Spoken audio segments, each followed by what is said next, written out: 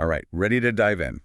This time, it's a story of, well, survival, quick thinking, and maybe some rule bending along the way. Oh, sounds intriguing. We're in 1 Samuel chapter 21. Our main man is David, but not King David yet. Pre-crown, pre-everything. Yep, and he's on the run from King Saul. Not a good situation to be in. No kidding. So what's the setup? Well, David is desperate, alone. He ends up at Nob looking for help from Ahimelech the priest. Makes sense, seeking sanctuary. But I'm guessing it's not that straightforward. You got it. David isn't totally honest with the priest about what's going on. Ah, so there's layers to this. Why the secrecy, do we think? Good question. Keep in mind, by this point, David's already a big deal. Giant slayer, you know. Goliath victor. Yeah, hard to forget Yeah, that. exactly. But that victory made him a threat to Saul. So David being evasive, probably trying to protect himself and Ahimelech from Saul's anger. Smart move. No need to make more enemies. Totally. Now, here's where things get interesting. David eats food, obviously, but he gets something more. Consecrated bread. Hold on. The shoe bread. The stuff only priests are supposed to eat. That's the one. This wasn't just grabbing a snack from the pantry. Definitely not. That bread was holy, set aside for a reason. Ahimelech giving it to David. Huge risk. Could have landed him in serious trouble. So David's in deep, clearly, but it shows the trust he must inspired. Big time. But wait, there's more, right? Oh yeah, buckle up. David also gets Goliath's sword from Ahimelech. Whoa, seriously. Talk about a souvenir. You think this was just some random blade lying around? No way. Goliath's sword, that was likely on display at the sanctuary. Like a trophy. A symbol of David's win. And God's favor even back then. Even before being king, the guy was legendary. All right, so he's stocked up. Food, epic weapon. You'd think he'd lay low for a bit, right? You'd think so, wouldn't you? But nope, David heads straight to Gath, Philistine territory. Wait, what? As in, the people he's famous for fighting. The one and only. Bold move. Maybe even reckless, considering. Think about it. Most wanted guy in Israel, king's out to get you, and you waltz into enemy territory. Speaks to David's desperation, for sure.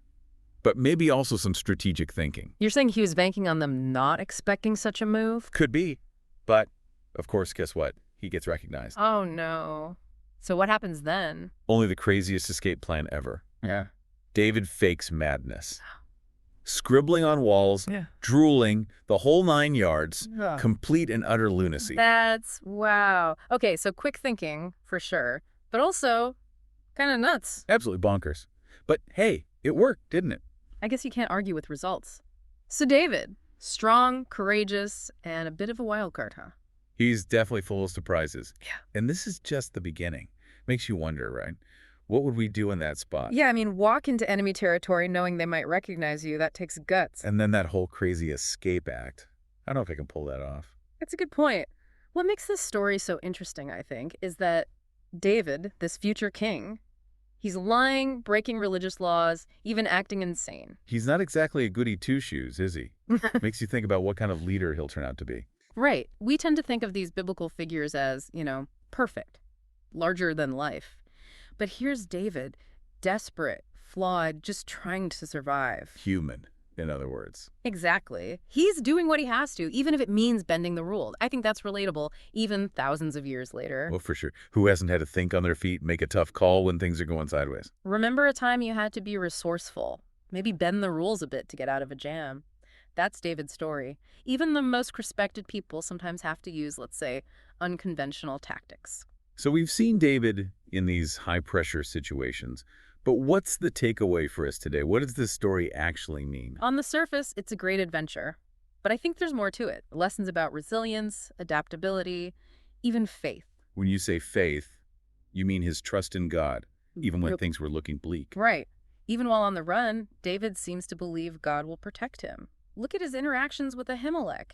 He doesn't demand, he appeals to the priest's compassion. And Ahimelech goes above and beyond, bends the rules when there's a real need. Exactly. It's not just about being clever or tough. Sometimes compassion, flexibility, those are just as important as following the rules to the letter. Powerful message, especially in a world that feels so rigid, so rule-bound. David's story reminds us, there's not always one right way. Sometimes the best solution is to think outside the box. It's like he's playing 4D chess while everyone else is stuck with checkers. But there's also this personal responsibility thing going on, right? Yeah. He's not waiting around. He's taking charge, even when it means tough choices. Absolutely. He's always assessing, adapting, making bold decisions. We might not face life or death situations, but there's a lesson there about owning our choices, shaping our own destinies. So more than an old adventure story, it's about the human spirit, resilience, trusting your gut, and believing there's a way forward, even when it seems impossible. It's striking how even someone destined for greatness like David, he still has those moments, right? Absolutely. Doubt, fear, the whole deal. He's not this untouchable figure. He's real, struggling. Makes the whole story even more powerful, I think. More relatable, that's for sure. And his success, it means more because of it. He didn't just, like, get his position. Had to fight for it, literally. Not just against enemies, but against himself, too. Those Yeah. inner doubts. That's so key. We focus on the outside challenges, but it's those internal battles that really shape us. David shows us that courage isn't about not being afraid. It's acting anyway. Right. And thinking outside the box when you need to solve a problem. Who would have guessed that pretending to be crazy would be the winning move? Just goes to show you got to be resourceful, adapt. He didn't get stuck in one way of thinking, used whatever he had, even if it seemed, well, strange. So, big picture, thousands of years later, what do we take from David's wild ride? For me, it's a reminder. Life, it throws curveballs. We all have challenges, times when we feel lost, but David, he teaches us something. What's that? Even when it's tough, we have a choice. Give in to the fear. Or fight, adapt, trust our gut, believe there's a way forward even when we can't see it. A powerful message about, well, the human spirit, never giving up, and the unexpected ways that tough times make us who we are. Who knows, maybe next time we're in a tight spot, we'll think of David. Future king, scribbling on walls, acting a fool. Sometimes the weirdest solutions are the best ones. And even when things are rough, there's always a spark of hope inside us. Love that. Thanks for joining us on this deep dive into David's story. Until next time, keep exploring, keep questioning, and keep discovering the hidden depths within yourselves and the world around you.